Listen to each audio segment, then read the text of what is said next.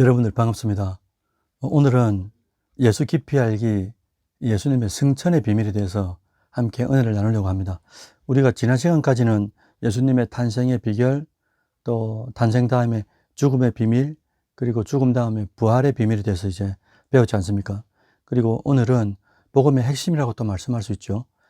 예수님의 승천에는 어떤 의미가 있는가, 이것에 대해서 은혜를 나누려고 합니다. 잠시 기도드릴까요?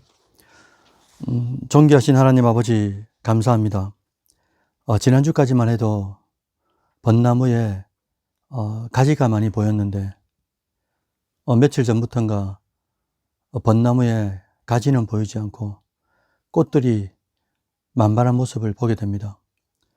자연은 이렇게 코로나를 넘어서 하나님께서 주신 아름다움을 자랑하는데 우리 인류는 코로나라는 이 사태 때문에 많이 아파하고 있습니다. 존귀하신 하나님 아버지, 저희들을 불쌍히 여겨주시고 허락해야만 하는 이 코로나라면 우리가 하나님 앞에 더욱더 이번 기회를 통하여 어떤 면에서 떨어졌는지를 다시 한 번 더 상고하고 하나님의 은혜로 돌아가는 저희들 되어질 수 있도록 주님 붙잡아 주시옵소서. 오늘 이 시간도 복음의 핵심이 됩니다. 예수 그리스도의 승천의 비밀에 대해서 배우려고 합니다. 배운 것들이 우리 삶을 통하여 예수 그리스도의 이 사역들을 잘 증거하는 저희가 되어질 수 있도록 주님께서 함께하여 주옵소서. 우리의 유일한 중보자 되시는 예수님의 이름으로 기도드립니다. 아멘. 여러분들 반갑습니다. 먼저 한번 퀴즈 한번 내볼까요? 여러분들 인류 역사상 지금까지 원죄 없이 태어난 사람이 누구냐라고 여러분들의 손주나 여러분들의 자녀나 주일학교 학생들이 물었다고 칩시다. 그럼 여러분 이 정답이 뭐겠습니까? 첫째는 원죄 없이 태어난 사람이 몇 명인가, 그리고 그 사람의 이름은 누구인가 라는 거예요. 잘 알지 않습니까? 원죄 없이 태어난 사람은 아담, 그리고 하와, 그리고 예수님, 이렇게 이제 세 사람이 되는 거죠. 여러분들 두 번째 퀴즈 한번 내볼까요? 그러면 죽음을 보지 않고 승천한 사람, 다시 말씀드리죠. 승천한 사람은 누가 있는가? 라고 물으면 이 대답이 좀 어려운데요. 우리가 익히 알고 있는 건 세 사람이죠. 창세기에 나오는 엘리야, 그리고 엘리사의 스승이 되는 에녹과, 창세기의 에녹과 엘리사의 스승인 엘리야, 그리고 우리의 중보자 되시는 예수님, 이 세 분이 승천하신 존재가 됩니다. 그래서 에녹은 창세기 5장 24절에 이렇게 기록하죠. 에녹이 하나님과 동행하더니 하나님이 그를 데려가심으로 세상에 있지 아니하였더라 라고 기록하고 있습니다. 에녹의 내용이 신약에도 한번 기록하고 있어요. 히브리서 11장 5절에 보시면은 믿음으로 에녹은 죽음을 보지 않고 옮겨졌으니 하나님이 저를 옮기심으로 다시 보이지 아니하니라. 저를 옮기시기 전에 하나님을 기쁘시게 하는 자라 하는 증거를 받았느니라 라고 히브리서 11장 5절에 기록하고 있습니다. 그리고 또 우리가 그래서 이제 아담의 7대 손이 되는 이 에녹은 하나님의 이 방법으로, 어떤 방법인지 모르지만 어쨌든 성경에서는 올리워졌다라고 기록하고 있어요. 그리고 두 번째 승천한 존재가 엘리야입니다. 열왕기하 2장 1절에 이렇게 기록하죠. 여호와께서 해오리 바람으로 엘리야를 하늘로 올리고자 하실 때에 엘리야가 엘리사와 더불어 길갈에서 나가더니 회오리 바람으로 이제 올려졌다, 이렇게 되어 있습니다. 그런데 여러분들, 에녹의 승천과 엘리야의 이 승천은 무엇을 말하는 것일까? 어떤 의미를 구약에서 담아내는 것일까? 이 질문을 받으면 반드시 이렇게 대답을 해야 되는 거죠. 에녹과 엘리야의 승천은 반드시 예수님의 승천의 예표요, 그것으로 예수님의 승천으로 귀결된다라고 말하면 됩니다. 그러면 예수님의 승천은 우리에게 어떤 의미가 있는가라는 게 중요한데, 예수님의 승천에서 제일 중요한 게 이거죠. 예수님의 승천은 바로 우리가 갈 곳이 있다라는 것을 증명한다는 겁니다. 확증한다는 거죠. 그러면 우리가 갈 곳이 어딘가라고 물으면 뭐라고 대답하면 되겠습니까?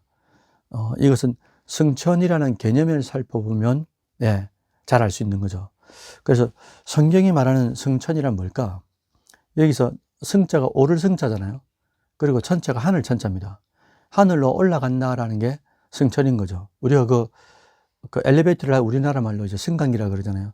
승강, 승자가 이제 오를 승자 아닙니까? 그거하고 같은 맥락인 거죠. 성경에는 이 하늘을 세 가지를 말합니다. 세 가지 하늘로 말하고 있는데, 하나는 우리 눈에 보이는 저기 푸른 하늘, 스카이라고 그러죠. 그 다음에 두 번째 하늘은 이 스카이 넘어 있는 우주, 스페이스라고 그러죠. 그리고 마지막 세 번째 하늘이 있는데, 이건 역시 성경에 정확하게 기록하고 있어요. 고린도후서 12장 2절에 보시면, 내가 그리스도 안에 있는 한 사람을 아노니 14년 전에 그가 셋째 하늘에 이끌려간 자라 라고 이제 사도 바울이 고백하고 있습니다. 여러분들, 그러면 승천한 사람을 우리가 세 사람이라고 말씀드렸잖아요. 더 엄격히 말하면은 바울까지 합치면 네 사람이죠. 왜 금방 그랬지 않습니까? 사도 바울이 이 셋째 하늘에 올라간 사람을 한다고 바로 이 당신을 말하는 거니까. 그래서 이 바울이 나머지 셋과 다른 점이 있습니다. 승천의 의미에서. 셋째 하늘로 올라가긴 같지만 다른 그 점이 뭐냐면, 첫 번째는 육체가 살아있는 상태에서 셋째 하늘로 들어갔다는 거죠. 그 다음에 두 번째는 셋째 하늘에 갔다가 다시금 돌아왔다는 거예요, 사도 바울은. 그 다음 세 번째는 육체로 간 것이 아니잖아요. 영적인 현상, 즉 입신을 통해서 하나님께서 보게 하심으로 그것을 보고 셋째 하늘을 보고 온 것, 이것이 이제 에녹이나 엘리야나 이들의 승천과 좀 의미가 다르다, 구별된다라는 거예요. 아무튼 여기서 말하는 셋째 하늘이라는 것은 어떤 것일까? 사도신경을 보시면 이렇게 되어 있지 않습니까? 장사한 지 사흘 만에 죽은 자 가운데서 다시 살아나시고, 그 다음에 뭐랬습니까? 하늘에 오르사라고 되어 있어요. 하늘에 오르사라, 이 다음에 뭐라고 기록하고 있습니까? 하늘에 오르사 전능하신 하나님 우편에 앉아 계시다, 이렇게 되어 있어요. 그러니까 하늘에 오르셨는데 거기가 어디냐라고 봤더니 전능하신 하나님의 우편 보좌라라고 사도신경은 우리가 신앙하고 고백할 때마다 항상 고백한다는 거죠. 그래서 여러분들, 셋째 하늘이라는 것은, 셋째 하늘은 이렇게 요약할 수 있습니다. 첫째는 하나님 우편이 있는 예수 그리스도의 자리다. 두 번째는 삼층천이라고 표현하기도 한다. 그 다음에 세 번째는 이곳이 바로 천국인 거죠. 천국이다. 그리고 네 번째는 죄가 없는 완전한 곳, 그게 천국 아닙니까? 그곳을 예수님께서는 승천하셨다라는 거예요. 그래서 승천이라는 개념은 하늘로 올라간다라는 의미로, 그 하늘이라는 것은 예수님께서 통치자로서 자리하고 계신 그 천국을 말한다라고 이제 고백하면 되겠습니다. 자, 이제는 이 승천의 의미에 대하여 알아보려고 하는데요. 승천의 개념은 금방 말씀드렸습니다. 그럼 승천이 가지고 있는 중요한 의미가 무엇인가 라는 건데, 첫 번째는 이거예요. 앞서 말씀드렸습니다. 승천의 첫 번째 의미는 우리가 죽으면 끝나는 것이 아니잖아요. 예수님께서 승천하신 그것을 바라보면서 우리가 깨달아야 될 것이, 우리가 죽음으로 끝나는 게 아니고 반드시 가는 곳이 있구나라는 거예요. 그래서 예수님께서도 요한복음 14장 3절에 내가 너희의 거처를 예비하러 간다라고 말씀해 주셨지 않습니까? 승천하기 전에 육체로 계시는 동안에 제자들에게, 무리들에게 약속한 것이 있었는데, 그 약속이 뭐냐니까 승천하면서 뭐 하러 간다고요? 우리가 거할 거처를 예비하러 간다라고 약속해 주셨다는 거죠. 그래서 요한복음 14장 3절을 이루기 위해서라도 예수님은 승천하셔야만 하고, 그 승천은 우리가 반드시 가야 할 그 어떤 곳, 거처가 있다라는 거예요. 예수님의 승천은 우리의 거처가 있는 것을 증명한다라는 거죠. 두 번째는 예수님의 승천의 의미는, 예수님이 승천하셔서 하나님 보좌 우편에 앉으셨지 않습니까? 근데 그 앉으셔가지고 제일 먼저 하신 일이 뭐냐? 예, 그것은 바로 성령을, 또 다른 부에서 성령을 믿는 자들에게 보내주셨다는 거예요.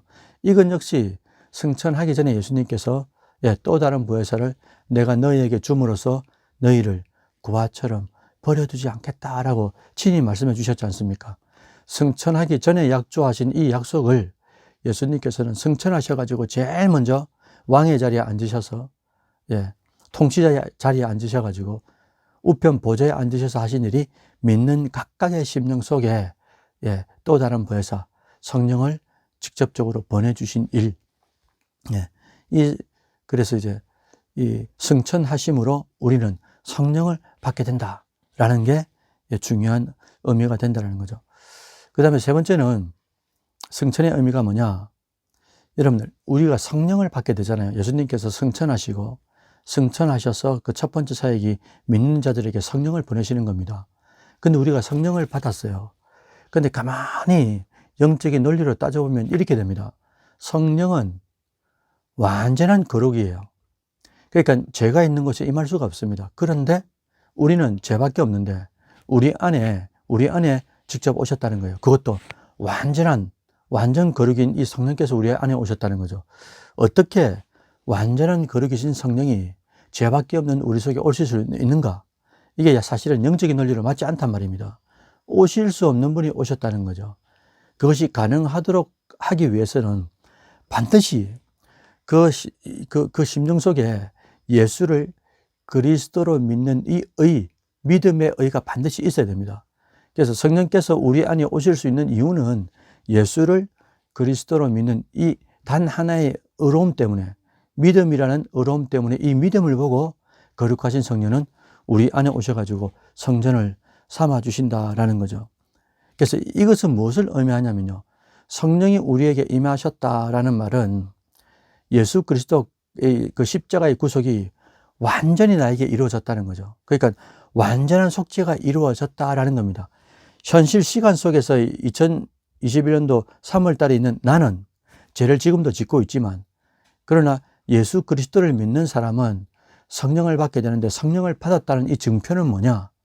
완전한 속죄가 이루어졌기 때문에 성령께서, 완전히 거룩한 성령께서 우리에게 임하실 수 있다 이거죠. 그러면 지금도 죄를 짓고 있는데 어떻게 해서 완전한 속죄가 이루어지느냐 라고 물으면, 그래서 이제 믿음이라는 게 기적이 아닙니까? 신비로움인 거죠. 예수 그리스도를 구원자로 믿는 이 믿음 단 하나, 이 하나 때문에 하나님은 우리를 어렵다고 봐주시고, 실제로 어려운 건 아니지만 예수 그리스도의 이 십자가의 구속, 대속, 속죄 때문에 그걸 믿음으로 우리는 의롭게 되었고, 공짜로 말입니다. 의롭게 되었고, 이 의를 보고 성령은 우리 안에 내주하신다. 우리를 보면 내주할 수 없지만 예수 그리스도를 구원자로 믿는 단 하나의 이 믿음 때문에 성령은 우리 속에 오신다라는 거죠. 그래서 다시 말씀드리면 이렇습니다. 예수 그리스도의 승천은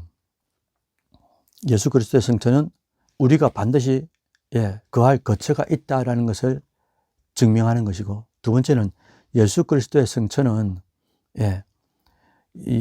예수 그리스도를 믿는 그 사람 속에 성령을 받게 된다라는 거죠. 그래서 예수 그리스도가 승천하신 목적은 성령을 주기 위해서 승천하셨다라는 의미도 된다는 겁니다. 마지막 승천의 의미 세 번째는 우리에게 완전한 속죄가 이루어졌다라는 것을 확증하는 게 바로 예수 그리스도의 승천이 된다는 거예요. 왜요? 승천하심으로 우리가 거룩한 영, 성령을 받았다라는 말은 뭐라 했습니까? 거룩한 영을 받았단 말은 우리가 진짜 거룩하게 됐다는 거잖아요. 그런데 이 거룩이 우리의 공로나 우리의 노력이 아니고 단 하나, 예수를 그리스도 유일한 구원자요 중보자로 믿는 이 믿음으로 우리는 의롭게 되었고, 이 의를 보고 성령은 우리에게 임하신다. 완전한 속죄가 이루어졌다는 것이 바로 증표다라는 겁니다. 오늘은 이렇게 예수 그리스도의 승천에 대해서 살펴봤어요. 이 승천한 에녹과 엘리야는 예수님을 예표한다. 그리고 승천하신 예수님은 결국 우리도 반드시 승천한다. 그래서 하나님과 함께 천국에서 살게 되는 것. 그 끝에 먼저 예수님께서는 가 계시고 우리가 언젠지 모르지만 죽었을 때 그때 주님이 계신 그곳에서 함께 살게 된다. 함께 천국으로 입성하게 된다라는 것을 말씀하고 있다는 겁니다. 앞으로 어느 때에 누군가가 여러분들에게 예수님의 승천의 개념이 뭐냐, 그리고 예수님의 승천의 의미가 뭐냐라고 누군가가 묻는다면은 그 묻는 자들에게 오늘 배운 이 복음의 핵심이라 그럴 수 있죠. 이 승천에 대해서 여러분들이 잘 변증해 주시고, 그래서 예수님은 어떤 분인지, 성령은 어떤 분인지 그렇게 설명해 주셨으면 하나님께서 얼마나 기뻐하실까, 그런 생각을 기도드리면서 마치도록 할게요. 존귀하신 살아계신 하나님 아버지, 우리가 사도신경을 통하여 신앙을 고백할 때라든지 때로는 말씀을 통해 들을 때나 간간히 우리가 깨닫게 되는 이 승천이 무의미한 것이 아니라 이 승천이 얼마나 큰 중요한 의미를 가지고 있는지 오늘 말씀을 통해서 우리가 배우게 되었습니다. 예수님의 승천은 우리의 반드시 가야 할 거처가 있다는 것을 확증하는 것이고, 또 예수 그리스도의 승천은 성령을 우리가 받게 되는 비결이 되었고, 또한 예수 그리스도의 승천은 성령을 받은 우리가 완전한 속죄를 이루어졌다는 그것에 대한 확증이라고 또 말씀해 주셨습니다.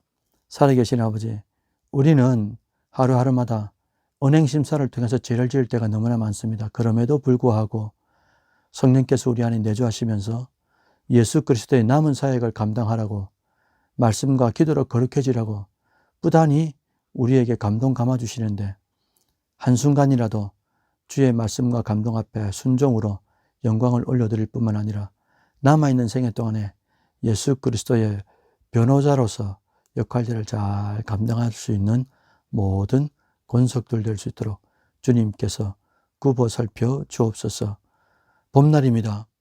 하나님, 우리도 하나님께서 창조하신 이 자연처럼 마음껏 하나님을 꽃피움으로 자랑하는 저희들 될 수 있도록 주님께서 붙잡아 주시고, 코로나도 하나님의 때에 잘 종식되게 하여 주셔서 일상에 묻어있는 그 큰 은혜들을 늘 인식하고 살아갈 수 있는 믿음의 저희들 되도록 주님께서 함께 하시고 한 주간 동안도 눈동자처럼 지켜 보호하여 주옵소서. 우리의 유일한 중보자 되시는 예수 그리스도의 이름으로 기도드리옵나이다. 아멘. 네, 여러분들 수고하셨습니다.